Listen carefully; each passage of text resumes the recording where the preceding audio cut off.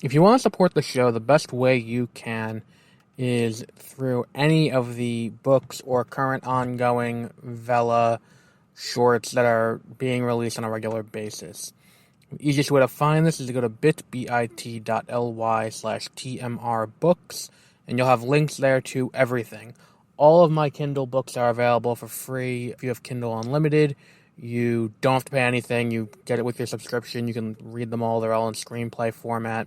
That includes Swan Song, The Muses, Duet, In the End, Our Past Does Not Define Us. Anything else that I've written that's available on Kindle, it's available there. You can buy a soft cover if you want. There's a hardcover collection of all of the Swan Song books, all combined into one.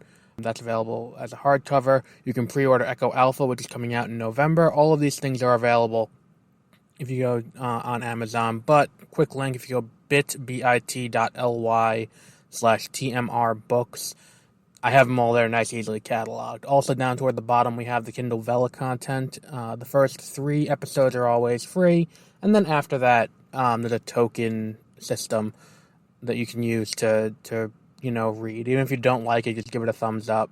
That way we can get it up higher so more people see it. So one final time, that's bit.ly/tmrbooks, and every Wednesday there's a new Vela book that goes up. Taser and Acrobat, Nanite and Rosebud, Tales from Another World, and The Alchemist and the Illusionist. All go up on Wednesdays, and it's all available on Kindle Vela. All of this is available bit.ly/tmrbooks. Sorry to overload the front, but before we start, one final thing. If you can please go on Apple Podcasts, if that's how you listen, and give us a 5-star rating, that would mean a lot. We're trying to get on to Rotten Tomatoes and sites like that, and we need to get more reviews to be accepted.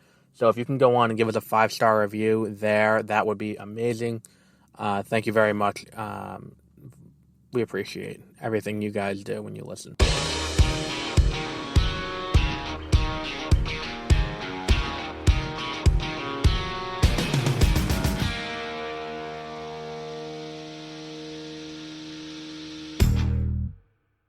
Welcome to a special Disney Plus Day edition of 30-Minute Reviews. I am Adam. So, Disney Plus Day was today, and let me just very quickly go through one news story that broke. Two, really. After I had recorded the last episode, or while I was recording the last episode, get those out of the way quickly. Transformers 6 was delayed, which is Rise of the Beasts, until June 9th, 2023, and Star Trek, the next one done by Matt Shackman, who did WandaVision. It has been delayed until December 22nd, 2023, which is the date previously held by Star Wars. Now, let's get into the Disney Plus Day festivities. So, let's start out with some of the other stuff. There's an Ice Age TV show, because Ice Age was owned by, I forgot what the name of the company was, but I'm going to try and get this done reasonably quickly because I have a movie in like 25 minutes. Ice Age, The Adventures of Buck Wild. It was owned by whatever company was previously owned by the, Fox. Disney acquired Fox, therefore acquired Ice Age. So the new Ice Age show will be on Disney Plus, January 28th. Ice Age, Adventures of Buck Wild. I can't pretend to know what this is because I haven't watched an Ice Age movie since the first one. Baymax, they're doing a Baymax series in the world of Big Hero 6. That will be debuting in the fall of 2022. So that's pretty cool, if that's what you like. Now, I seem to recall when they were pitching Kingdom Hearts 3 that Kingdom Hearts 3 was canon to the story. Like, it was a direct sequel to that, and then this, I guess, would be a sequel to Kingdom Hearts 3 and what happens in San Francisco in that game. Although I think it's equally likely they just ignore it altogether. Disenchanted is coming out in fall of 2022. Cheaper by the Dozen is coming out in March of 2022. December 3rd is Diary of a Wimpy Kid, and they are developing Roderick Rules as a sequel. November 25th is Peter Jackson's Beatles documentary in 3 parts. I think it's starting on that day and then doing like Hawkeye, 3 weeks in a row. Chippendale Rescue Rangers is coming out spring of 2022. that's cool. Hocus Pocus 2, if you're looking forward to that, comes fall 2022. This one's interesting to me. The Spiderweb Chronicles is getting rebooted. There was no indication that was in the works, but that is also happening. Now, let's get into the other bullshit that happened today. Oh wait, there's two other things. Number one, the new what's it called? The new the new season of High School Musical, the musical series. We'll be doing Frozen as the musical. I also have Pinocchio's live actions coming fall of 2022. Willow, the series, is happening in 2022 with Warwick Davis in it. Proud Family, Louder and Proud is coming out in February of 2022. And I think that's it. No, Tiana has a Disney Plus series coming. Zootopia has a Disney Plus series called Zootopia Plus. Let's talk about the things that were talked about in the clip show that you can get on Disney Plus. Let's start with the what's it called? The Pixar one. So the Pixar one is all about a few big titles. Both of their big titles next year, Seeing Red and Lightyear, are going theatrical, so they're not going to be out on Disney Plus. So there wasn't much to talk about there. But there's a Disney Plus Cars series coming with Owen Wilson reprising as Lightning McQueen and Larry the Cable Guy reprising as what's it called? Mater. There is a new animated series in 2023 that looks pretty cute. It's about a co-ed softball team trying to win the championship. I would be interested to see that. And there's a new short on Disney Plus starting right now for what's it called? Luca. I think it's called Ciao Alberto, if I remember correctly. I don't know why I'm breathing so heavily. Star Wars had a tepid showing. They had a 1-minute clip of Deborah Chow talking and some concept art from Obi-Wan Kenobi show, which is fine, I guess. I mean, you would think that you would be trying to do more than just that. Then there was a Boba Fett special that I haven't watched yet, but based on the fact that there was no news, and it's only 20 minutes long, it probably doesn't have any new footage in it. But it's the cultural impact of Boba Fett. It's fuck off. I'm so tired of Boba Fett. And in a world where it's here's Boba Fett, here is, Kenobi is filming, Mandalorian Season 3 is filming, they're entering pre-production on Ahsoka. You would have thought they would have done a little bit more at Star Wars. Here's some concept art, here's something, the showrunner being hey, here's the tone we're going for in this show, or something like that. And then came, so nothing really came of that. Marvel had a 15-minute long video that I watched. It hasn't turned me around on Hawkeye, but I am a little bit more willing to proceed with caution into Hawkeye because it seems like they're directing the action pretty well. So that's pretty cool. But I don't think that it's I still have a problem where it's I don't need to see Clint there. I can live without Clint, but whatever. And they did that. And they showed little clips from their shows coming in 2022, which are She-Hulk with Tatiana Maslany as the titular She-Hulk. Then there is Secret Invasion with Sam Jackson, and a few other small clips from that show. Not really showing too much off. There is, what was the other one? The other big one?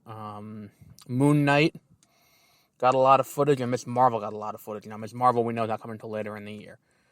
Then they showed off a bunch of logos for a bunch of other shit coming, and it's if you look through the list, X-Men the Animated Series is getting revived, and that's coming in 2023.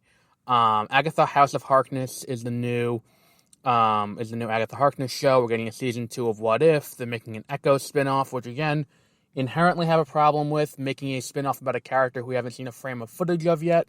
I've expressed that problem with the Sisterhood, with Peacemaker, with Gotham Central.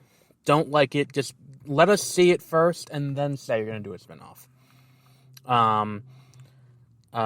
Spider-Man Freshman Year is basically Spider-Man Year 1, about how the MCU Spider-Man got his powers, which is going to be pretty cool. I Am Groot, that's that kid's show with Groot. Ironheart, which is going to be spinning out of Black Panther Wakanda Forever, should that ever get released. Secret Invasion, we talked about. Marvel Zombies is an animated spin-off of What If. And then I could have swore there was more. No, that's it. But, like, again, you made me sit through a 15-minute video where most of it was just, like, if someone's going to watch this video on Disney+, if someone just say, oh, what's new coming to Disney Plus in 2022, I don't need to watch Marvel jerk itself off before that point. Like, if I'm watching this video, I've seen Loki, I've seen Falcon and the Winter Soldier, I've seen WandaVision. I don't need to retread all of those shows. Like, show me Hawkeye footage, show me footage of the new stuff. Like, this trailer could have just been the end where you showed the Hawkeye footage and then the new stuff from the other shows. And it's like, or just have Kevin Feige come up there and talk. Like, fuck, like, they had the CCO of Pixar go up there and talk. Like, Pete Docter was up there talking about what they're doing. Like, do that. And in a world where, like, the way that this is, like, it's not exactly the most accessible because I didn't tell anyone how to access it. And, like, part of it was, like, a tweet string that, like, you can follow on Twitter. Or, like, you can go on Disney Plus and there's a bunch of videos they put up. But, like, you didn't give enough information. And, again, my issue that I had with Star Wars in the last episode is still here. Because it's like, you need to do more at Lucasfilm. Like, you know, and the thing is, too, it's like, you're going to watch the show anyway, is what this feels like. It's like, well, no, give me more. Give me a reason to watch it. That's not nostalgia. And I still don't quite understand how another fight between Obi-Wan and Vader fits into the timeline. Like, you know, other than, like, oh, we think this would be cool if it happened, so let's do that. Like, like, the way that a Revenge of the Sith ends, I can buy that happening, and it's like, oh, well, a Sith Inquisitor goes to Tatooine, it looks like. I don't understand it. I don't understand where this fits in and how it works and all of that. And the 1 minute clip has done nothing to make me think otherwise. And that's a problem. That is a profound problem that you have when you're watching this, when you're trying to set up a show like this. Like, you're banking on people, and that's what I've noticed a lot of the Disney Plus content has been. It's been use an established franchise and then hope that someone's going to bank on that franchise and be like, oh, okay, we'll watch it because it's that. Like, WandaVision gets off to a very slow start, and I think that a lot of people wouldn't have continued on if it didn't have the Marvel Studios logo before it. Same with Loki, where it's like we're watching because of brand loyalty, not because of, you know, interesting ideas. And I think that, like, you know, by the time you get to the end, it works out, but those first few episodes are rocky. And, like, What If, I would have stopped, if What If wasn't a Marvel Studios property, I would have ditched What If entirely. If it was just, you know, cool Marvel ideas and it's just that shittily executed with really cool animation, I would have dumped it. I would not have continued watching. And I feel like that's what they're doing here. It's like, you know, this is the bare minimum because we know you're going to do it. Like, we know you're going to watch anyway. So why are we going to bother putting in effort to make a sizzle reel that's going to look cool? Like, and that was the other thing, too. It's like, there's no release windows. Like, at least, like, with stuff on, like, when they did Fandom, it's like they didn't give release windows for things because things had release dates. Like, November was The Flash. July, Black Adam. We knew when these things were happening. And then it's like, if something wasn't happening, it's like, here's where it is in production. Like, there's no reason why, once Hawkeye ends, we have no idea when the next thing is, or even what the next thing is. Because we don't know what the next show is going to be. I suspect it's going to be She-Hulk. But, like, are we waiting until July for Ms. Marvel? Is that what we're doing? And that's just based on the investor call yesterday, that's done. Like, when in 2022 is Kenobi? Like, there are so many unanswered questions. It's a problem. It's fundamentally a problem that this thing doesn't, like, they don't give you information. It's kind of like, you're going to watch it anyway, so why are we going to bother putting any extra effort into this? Like, no, you should have announced some release dates for some of these big franchises. Like, it's cool that you announced a release date for Diary of a Wimpy Kid. Like, kind of weird that you did it a month out, but, like, why are we not getting a firm release date for The Proud Family? Just February. Why are we not getting a firm release date for Cheaper by the Dozen? Like, March. Like, that's close enough where we can get a firm release date. Like, come on. It just doesn't make sense to me. It feels like an event cobbled together because, like, they got a lot of, like, last year when they did the big investor drop of all the information, they got a lot of they got a lot of stuff. If they just took the time and did, like, a D23 virtual event and was like, here's a bunch of cool shit. Here's what's coming. Come and watch it. That's probably the way to do it, not this. This was a misfire, I think, where it's like the initial, like, oh, cool, they're reviving X-Men, but, like, you're just throwing up logos. We don't have, like, you threw up a logo for the fucking Agatha Harkness show. The only thing we know about that is that Catherine Hahn is reprising. We know nothing else. There's no creative team behind it. There's no director. There's no writers. There's nothing about this. We don't even know if it's a movie or a TV show. I think we know it's a TV show because it was the Variety article. Like, there's so much, and same thing with Echo. We know Echo is a limited series, but we don't know anything about that show, besides the fact that it's in development. And it's like, you can show all these logos. That's awesome. You can show all the logos you want all day. But give a little more information. Like, that's what this event is for. It's like, the Nintendo Direct, if you went to a Nintendo Direct and it was 15 minutes of, here's all the cool shit that came out this year, and then here are a bunch of logos for shit coming soon, like, that wouldn't feel right to me. Like, and if they did this as one long thing where it was like an hour, and it's like, here are all of our studios, here's what we're doing, and it's like, we're going to go around and talk about it, that would have been better. But that's not what they did. And I feel like this event fundamentally failed in that when they could have just tweeted out the information and saved a lot of time and money, because you made me sit through a 15-minute fucking video for Marvel Studios, and it's like, I watched 75% of this stuff already. The first 10 minutes, no, the first 2/3 of the video is all stuff we've seen already, and then like the last like minute and a half, 2 minutes is just clips from stuff we've seen already. And it's like, you could have cut all that shit out. You don't need to sit here and do a fucking victory lap over your shit you've put out already. So we'll wrap up there for today, because I have to go over and I'm seeing Belfast. So we'll be back next week with more shit as it happens. So until then, have a great rest of your week. Do you like the show? Do you hate the show? Are you indifferent to the show? No matter what, you should probably let us know what we're doing so we can change it to better suit you, the listener's needs. You can go to either bit.ly/BOScontact, which is a contact form page you can use. Also, you can just email us directly at 30minutereviews@gmail.com. If you have questions that you would like us to answer, we can answer them on the air. We have a few questions every week that will be selected to be answered on air. So if you want to tell us what we should do, or if you have a suggestion for a movie or a TV show or something we should cover, go to bit.ly/BOScontact, and also email us 30minutereviews@gmail.com.